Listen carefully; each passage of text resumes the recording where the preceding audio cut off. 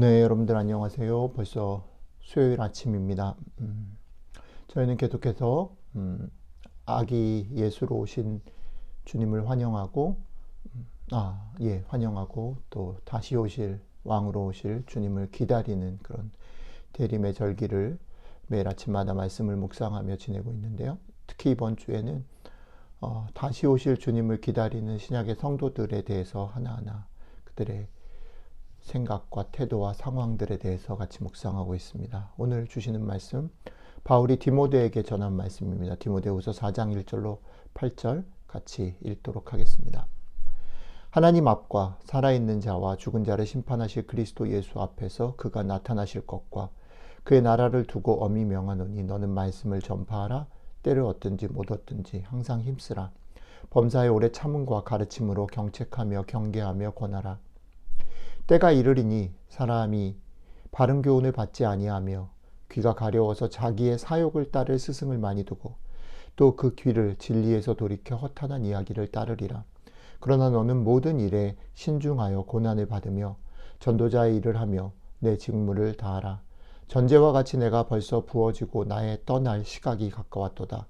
나는 선한 싸움을 싸우고 나의 달려갈 길을 마치고 믿음을 지켰으니 이제 후로는 나를 위하여 의의 면류관이 예비되었으므로 주 곧 의로우신 재판장이 그날에 내게 주실 것이며 나에게만 아니라 주의 나타나심을 사모하는 모든 자에게 도니라. 아멘.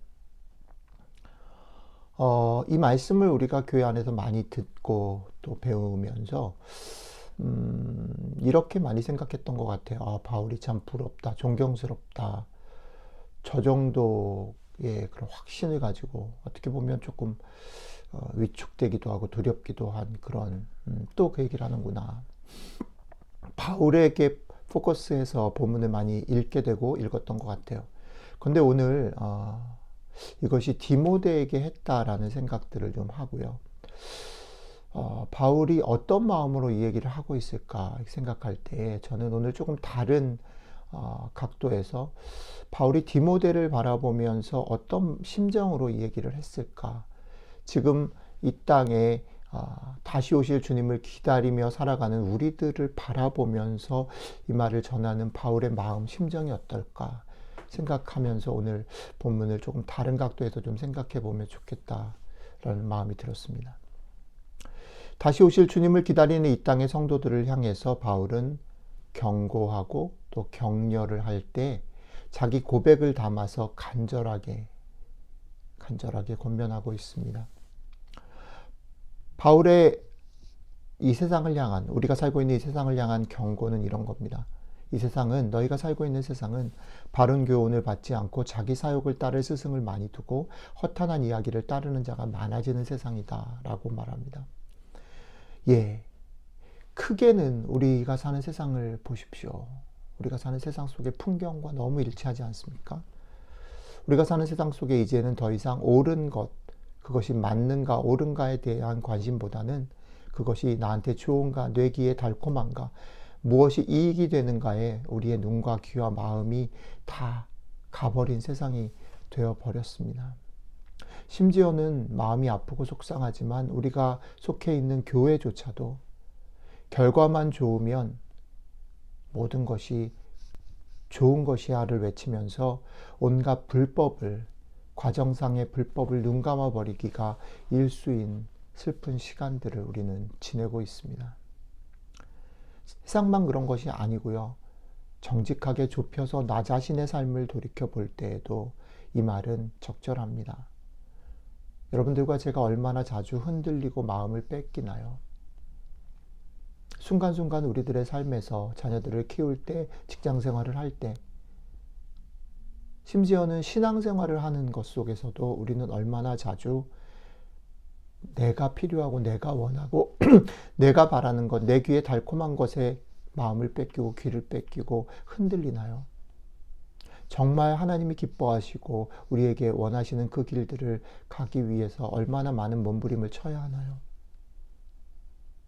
우리가 살고 있는 세상, 우리 자신의 모습이 바울이 오늘 얘기한 바로 이것이기 때문에 우리는 오늘 아침에도 깨어서 말씀을 비춰보고 또 기도해야 될 이유가 있다고 생각합니다. 그런데 이런 세상 속의 성도들을 향해서 바울은 격려를 아끼지 않습니다. 너는 모든 일에 신중하여 고난을 받으며 전도자의 일을 하며 내 직무를 다하라. 이 말이 그냥 그리스도인답게 살아라라고 바울이니까 하는 말이 아니라 바울이 디모데를 향해서 간절한 마음으로 하고 있다라고 생각해 보면 이렇게 들려요. 너희가 살아가는 삶 속에서 더디 가는 듯이 보여도 너희가 지금 걸어가고 있는 길이 맞고 조심스럽게 가는 것이 다른 사람들이 볼 때 바보 같고 어리석어 보여도 그 길에 서서 뚜벅뚜벅 하루하루를 순간순간을 최선을 다해서 가는 것을 힘써라. 너에게 맡겨진 일이 비록 열매가 바로바로 보이지 않아도 그 일에 최선을 다하면 하늘 아버지께서 작은 것 하나도 허투루 듣지 않으시고 놓치지 않고 갚으시니 용기를 내라 라고 바울이 디모데에게 간절히 얘기하고 있는 것입니다. 이 땅을 살아가는 여러분들과 저에게도 이렇게 격려하고 싶은 바울의 마음이 전달됐으면 좋겠습니다. 여러분들의 삶에 아이들을 돌보고 직장 생활을 하고 하루하루를 살아가는 삶 속에 얼마나 많은 일들이 있어요. 그리고 그 속에서 제일 힘든 것은 내가 자격이 없고 내가 흔들리고 내가 나 때문에 잘못되는 것 같고 이래서 망할 것 같은 마음들이 들 때 얼마나 낙심이 되세요. 그러나 오늘 바울의 얘기를 통해서 힘을 얻으시기 바랍니다. 여러분들 가는 길이 맞습니다.